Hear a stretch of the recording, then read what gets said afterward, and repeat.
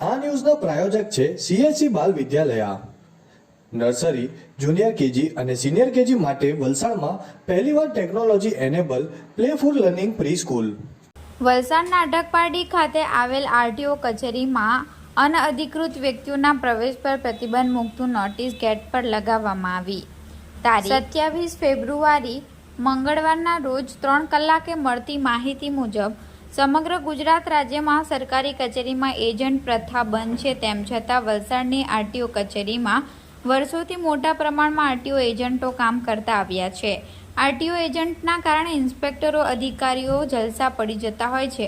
ત્યારે લાંબા સમય બાદ વલસાડ RTO કચેરીમાં ગેરકાયદેસર રીતે RTO કચેરીમાં ઇન્સ્પેક્ટરના રૂમોમાં એજન્ટો પ્રવેશતા હોય અને પોતાના કામો કરાવતા હોવા અંગેની ફરિયાદ મળતા વલસાડ RTO ઇન્ચાર્જ અધિકારી ગજેરાએ વલસાડ RTO કચેરીમાં આવતા તમામ એજન્ટોને ગેટની બહાર ઊભા રહેવાનું ફરમાન કરતા RTO એજન્ટોમાં ફફડાટ ફેલાઈ ગયો હતો.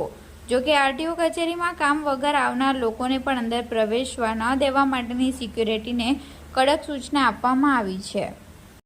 સરકારશ્રીના આદેશ અનુસાર આપણે કોઈ પણ સરકારી કચેરીમાં અનઅધિકૃત વ્યક્તિઓને પ્રવેશવા દેવામાં આવતા નથી.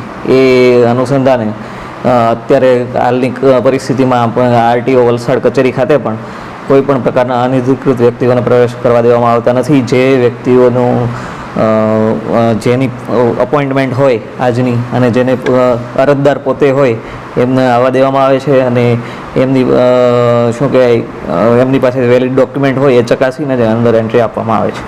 સર મારે પણ થોડા ઘણા એવા હતા એજન્ટો તે લોકોને ફાંકી કરવામાં આવે છે, શું કહેવું છે સર આપણે?